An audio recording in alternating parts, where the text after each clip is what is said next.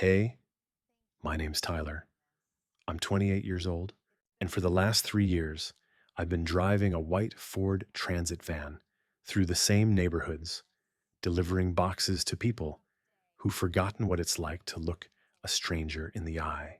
Most mornings start at 4:45 a.m. when my phone alarm goes off with the same generic chime I've been too lazy to change for 2 years. I wake up in the smaller bedroom of a two-bedroom apartment in Malden, Massachusetts, that I share with a guy named Kevin, who works the overnight shift at a fulfillment center and who I've had maybe 10 actual conversations with in the year and a half we've lived together. Our paths cross about twice a week. Him coming home as I'm leaving, both of us too tired to do more than nod. I make coffee in a Mr. Coffee machine that's older than our lease, the kind that sputters and hisses like it's personally offended by having to work this early. The coffee tastes like burnt water, but I drink it anyway, standing at the kitchen counter in boxers and a t-shirt with a hole in the armpit, staring out the window at the parking lot below, where someone's car alarm has been going off every morning at 5 a.m. for 3 weeks, and no one's done anything about it. By 5:15, I'm dressed, black cargo pants, blue Amazon branded polo shirt, steel toe boots that used to be black but are now a dull gray from 3 years of wear. I grab my phone, my keys, my wallet, a protein bar I won't eat until noon, and I'm out the door. The distribution center is a 15-minute drive, a massive warehouse on the edge of an industrial park, where the only other things open at this hour are a 24-hour gas station and a truck stop diner that smells like grease and failure. I park in the employee lot, scan my badge at the gate, and walk into the warehouse with 100 other drivers who all look like different versions of the same exhausted person. The place is enormous, high ceilings, fluorescent lights, rows and rows of conveyor belts, and sorting machines that never stop moving. It smells like cardboard, diesel exhaust, and the faint chemical tang of packing tape. There's a low hum that never goes away. Machines, forklifts, the beeping of scanners, the muffled conversations of warehouse workers in yellow vests moving pallets of packages that'll be on someone's doorstep by tonight. I clock in on my phone, pull up my route on the app, and head to my van. Van number 237, same one I've been driving for 6 months, ever since the last one broke down, and they assigned me this one. It's got a dent in the passenger side door from when someone backed into it in a Walmart parking lot and didn't leave a note, a crack in the windshield that's been slowly spiderwebbing since July, and a faint smell of something I've never been able to identify, part old French fries, part mildew, part existential dread. I load my route. 196 stops today, spread across Medford, Somerville, and parts of Cambridge. Apartments, condos, single-family homes, businesses, heavy packages, light packages, envelopes, boxes big enough to fit a person inside. I scan each one as I load it into the van, the app tracking every second, every movement, feeding data back to some algorithm that decides whether I'm efficient or underperforming. By 6:30, I'm on the road. The route takes me through neighborhoods I know by heart now, triple-deckers with peeling paint and chain-link fences, brownstones with window boxes full of dead plants, new condos with names like the Edison and Riverside Lofts, where the lobbies have marble floors and nobody ever holds the door for you. I park, I walk, I scan, I deliver, I take a photo, I move on. Most people don't answer the door. They don't want to. They just want the package to appear, like magic, without having to acknowledge that a human being brought it there. I'm fine with that. Easier that way. The ones who do answer usually fall into a few categories. The chatty ones, who act like I'm their long-lost friend and want to tell me about their day, their dog, their opinions on the weather. I smile, nod, say, "Have a good one," and leave as fast as I can. The suspicious ones, who open the door like I might be there to rob them, squint at the package like it's a bomb, and close the door without a word. The indifferent ones, who take the package, grunt a thanks, and shut the door before I'm even off the porch. And then there's the rare person who says thank you and actually means it. Those are the ones I remember. I stop for lunch around noon, usually in the van, parked in the lot of a CVS or a park where I can eat my protein bar and scroll my phone in silence. Sometimes I listen to a podcast. Sometimes I just sit there and stare out the windshield and wonder how I ended up here. I used to have a plan: 4 years at UMass Amherst, pre med track, loans piling up faster than I could keep track of, dreams of becoming a doctor because that's what my mom wanted, and also because I thought I wanted it too. I was good at science, good at memorizing things, good at pushing through exhaustion and stress because that's what you do when you're trying to build a future that doesn't look like where you came from. Then, halfway through junior year, my mom got diagnosed: pancreatic cancer, stage 4.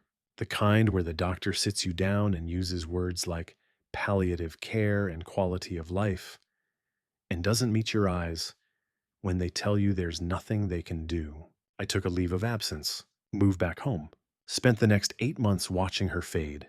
She died on a Tuesday in February. I was holding her hand. The hospice nurse said she went peacefully, which is what they always say.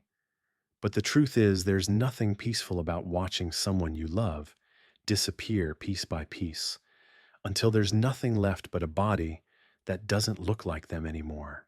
After the funeral, I tried to go back to school. Made it 2 weeks. Couldn't focus. Couldn't sleep. Couldn't see the point of memorizing the Krebs cycle when my mom was gone and I had $60,000 in student loans and no way to pay them. So I dropped out. Got a job at a call center for 3 months, hated it, quit. Worked at a warehouse for 6 months, hated it, stayed because I needed the money. Then saw a flyer for Amazon delivery drivers, flexible hours, decent pay, no experience required. I applied, got hired. Been doing it ever since. It's not what I thought my life would look like. But most days, I'm too tired to care. By 2 p.m., I'm halfway through my route, and my knees are already starting to ache from all the stairs. I'm in Somerville now, a neighborhood of narrow streets and triple-deckers packed so close together you could reach out a window and touch your neighbor's house. I pull up to a building, grab 3 packages, jog up 2 flights of stairs, scan deliver photo, jog back down, repeat. The app buzzes. Next stop, 3847 Maple Ridge Drive, Medford. I pull up the info. Single package, small, lightweight. A woman's name on the label, Claire Donovan. I don't think much of it. Just another stop.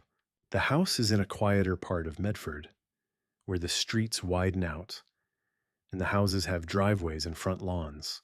It's a small Cape Cod, white siding with blue shutters, neatly maintained. There's a car in the driveway, a silver Honda Civic, a few years old, clean. An American flag hangs from a pole by the front door. The package is a box of AA batteries, 8-pack. I scan it, walk up the front steps, set it on the doormat, snap the photo, and head back to the van. Nothing unusual, except 2 days later, she orders again. This time it's a 12-pack of paper towels. Then 3 days after that, a set of kitchen sponges.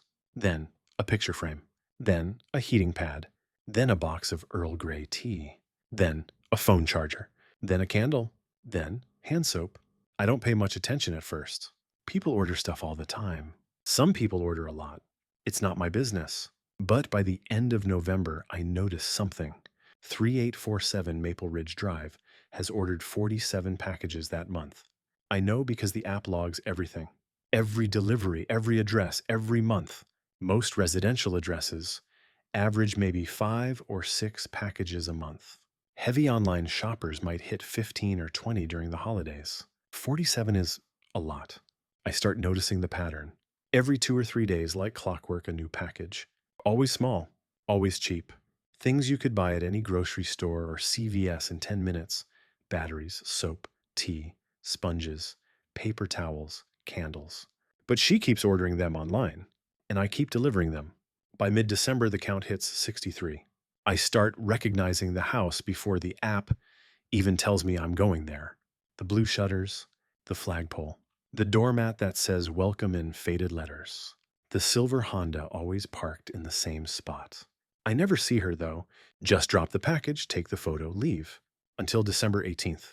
It's a Tuesday. Cold enough that my breath fogs in the air and my fingers are numb even with gloves on. I've got a package for her.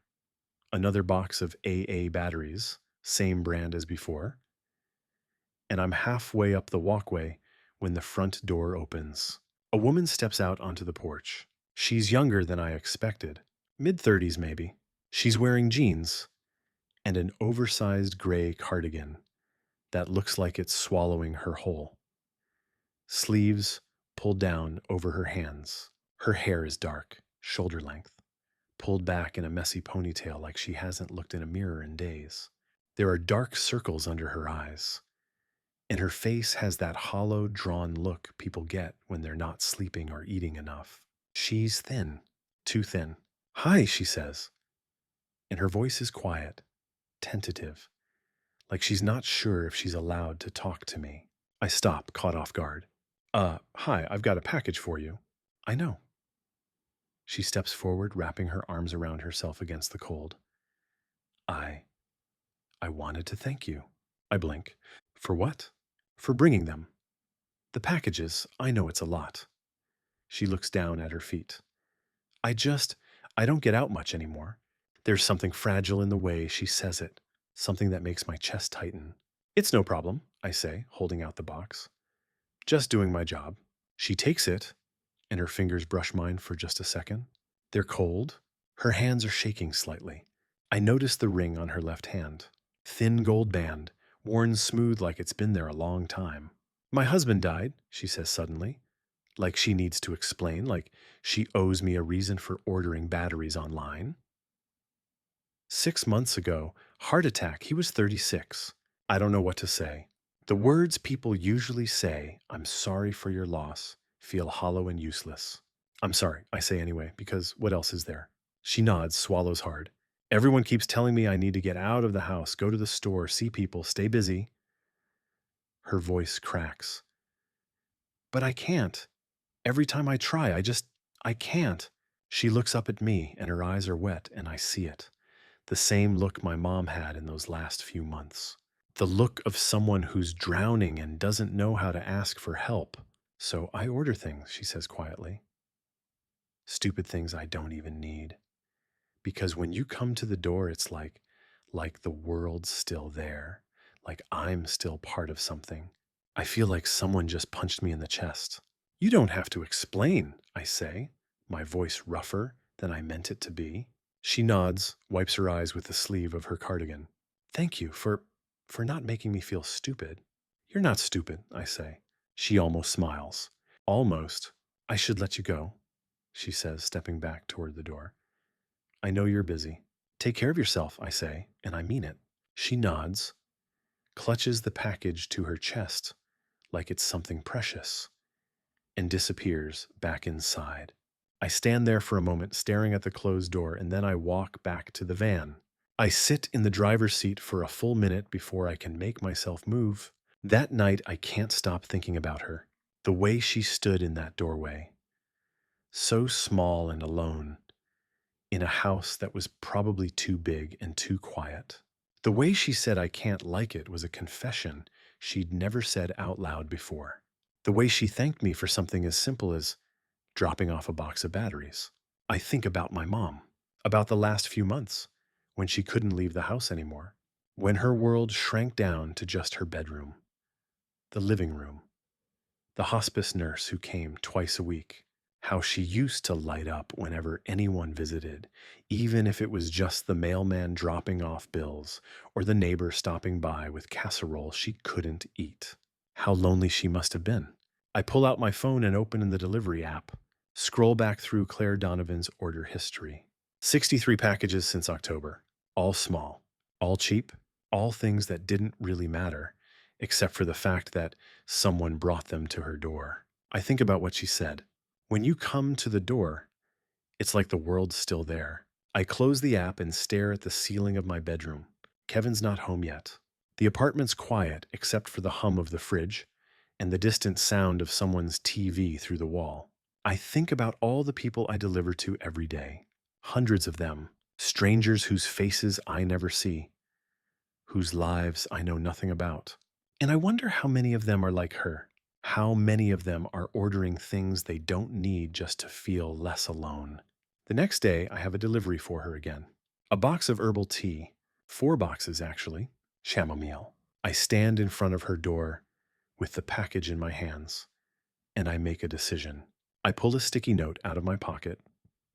I keep a pad of them in the van for marking packages that need special handling, and I write, "Hope you're doing okay today, Tyler." I stick it on top of the box, set it on the doormat, take the photo, and leave before I can second guess myself. It's against policy. Amazon drivers aren't supposed to communicate with customers outside the app. We're not supposed to leave notes, make conversation, get involved. We're just supposed to deliver the package and move on. But I don't care. 2 days later, she orders again. A set of dish towels. When I pull up to the house, there's a note taped to the front door. Small, handwritten on a piece of notebook paper, secured with a single piece of scotch tape. It says, "Thank you for the note. It made my day. Claire."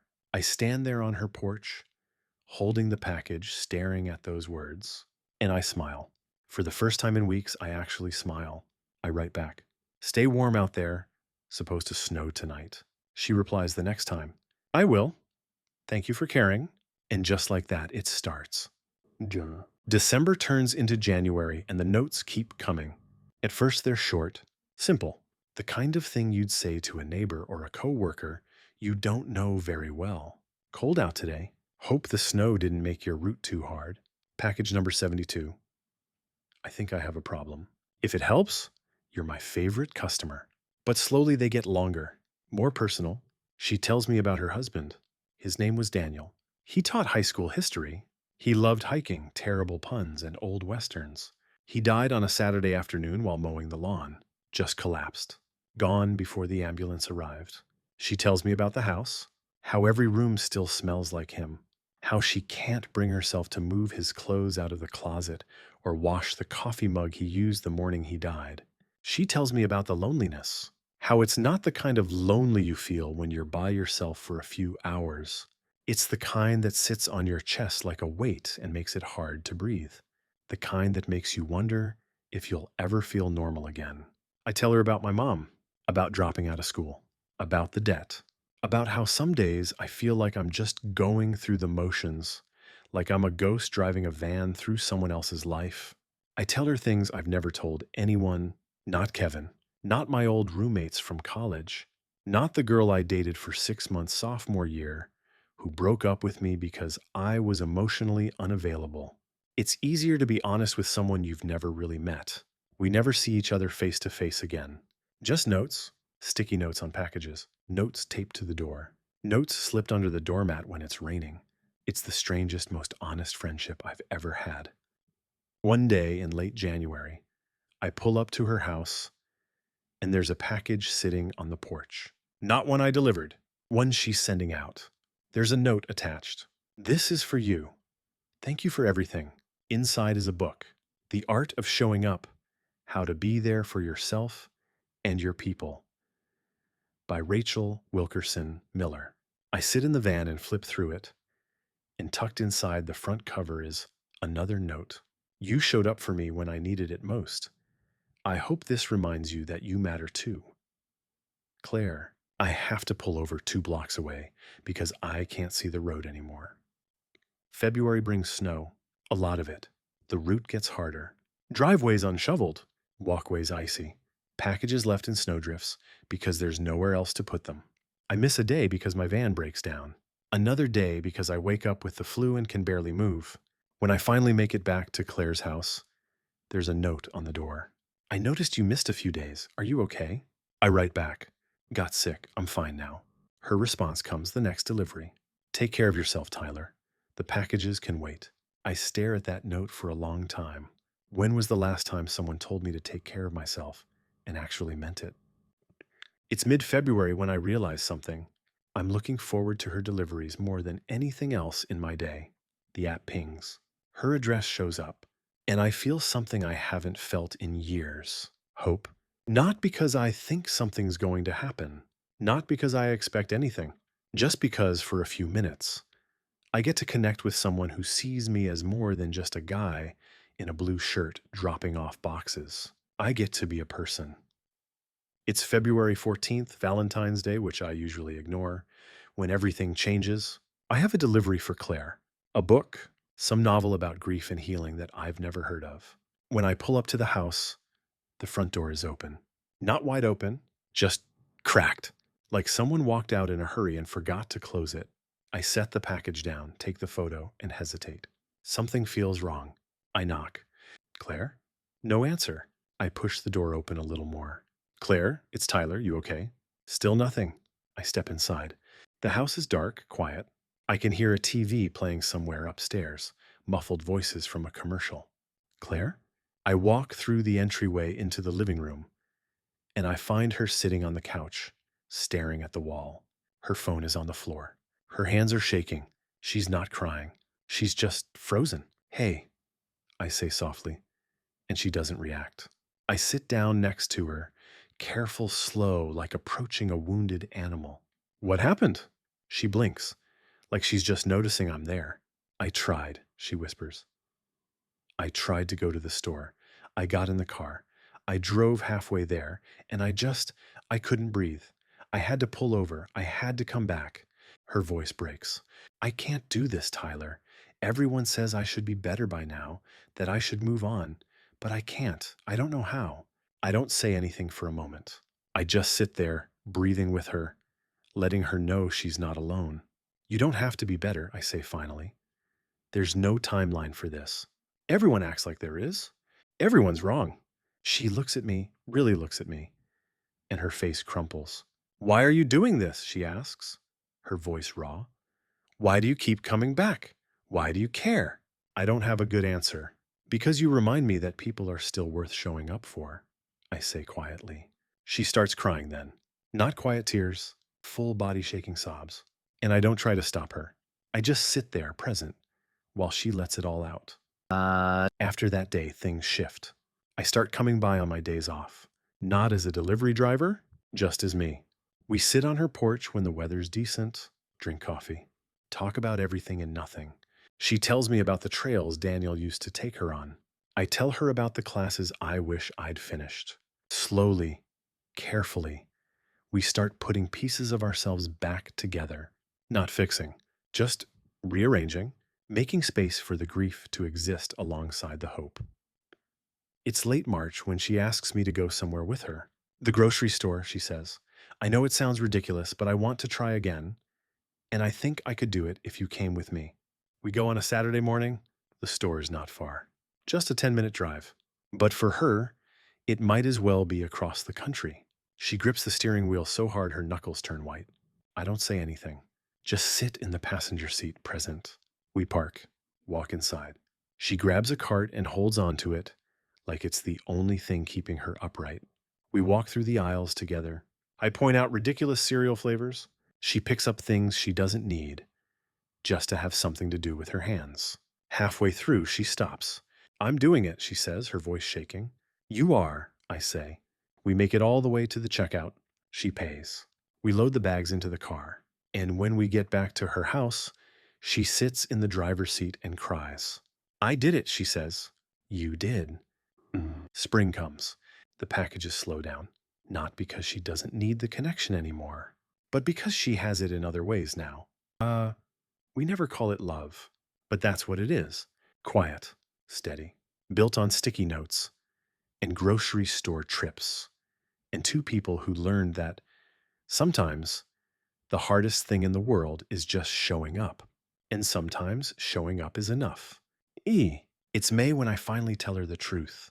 We're sitting on her porch, drinking iced coffee, watching the neighborhood kids ride bikes up and down the street. I almost didn't write that first note, I say. She looks at me. Why not? Because I was scared. Scared of getting involved. Scared of making things worse. Scared of... I trail off. Scared of what? She asks gently. Scared of losing someone again. She's quiet for a moment. Then she reaches over and takes my hand. I'm not going anywhere, she says, and I believe her. By summer, she's ordering maybe 2 or 3 packages a month. Normal stuff, things she actually needs. But every now and then, she'll order something small, something unnecessary, and when I deliver it, there's always a note. Just wanted to see you today. Thanks for still showing up. You're my favorite delivery driver. Don't tell the others.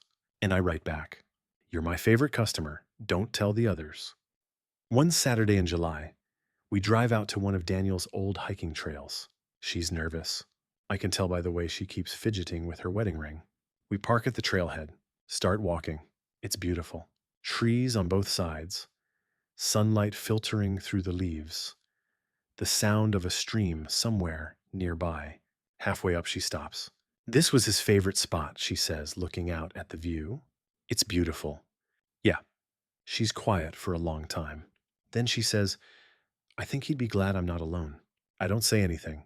I just stand there with her, looking out at the trees. We don't fix each other. That's not how it works. Claire still has hard days. Days when she can't get out of bed. Days when the grief hits her like a freight train and all she can do is sit on the couch and cry. I still have days when I feel like a failure. When I think about the degree I didn't finish. The debt I'll never pay off. The version of myself I thought I'd be by now. But we show up for each other. On the hard days, on the good days, on the days in between. And slowly, that starts to feel like enough. It's late August when Claire asks me something I'm not expecting. We're sitting on her porch, same as always, watching the sunset. Do you ever think about going back? She asks. Back where? To school? To medicine? I shake my head. Can't afford it. And even if I could, I don't know if I'd be any good at it anymore. You'd be great at it. How do you know? She looks at me. Because you showed up for me when no one else did. That's what doctors do. I don't have an answer for that. Fall comes again. A year since I first started delivering to her house. I'm still driving for Amazon, still delivering packages to strangers who don't look me in the eye. But it doesn't feel as empty anymore, because now I know. Behind every door is a person, and sometimes all they need is for someone to show up. One October morning, I pull up to 3847 Maple Ridge Drive with a package. It's small, a book maybe. I walk up to the porch, and Claire's there, sitting on the steps, drinking coffee. Morning, I say. Morning. I hand her the package. What did you order this time? She grins. It's a surprise. For who? For you. I open it. Inside is an acceptance letter to a community college, pre-med program, and a check. Claire, it's not much, she says quickly. But it's a start. I know you said you couldn't afford it, so I'm helping. You can pay me back someday if you want, or don't. I don't care. I stare at the letter, then at her. Why? Because you showed up for me, she says simply. Now it's my turn. I start classes in January. It's hard, balancing work and school and everything else, but I do it. And every time I want to quit, I think about Claire, about sticky notes and grocery store trips and the way she looked at me that day on the porch. You showed up for me. Now it's my turn. 2 years later, I'm still delivering packages, but only part-time now. The rest of the time, I'm in class, learning, growing, becoming the person I thought I'd lost. And every week, I stop by 3847 Maple Ridge Drive, not to deliver a package, just to sit on the porch, drink coffee, talk. Because some connections aren't built on grand gestures or perfect timing. They're built on showing up, again, and again, and again. Until one day, you realize you're not alone anymore, and neither are they.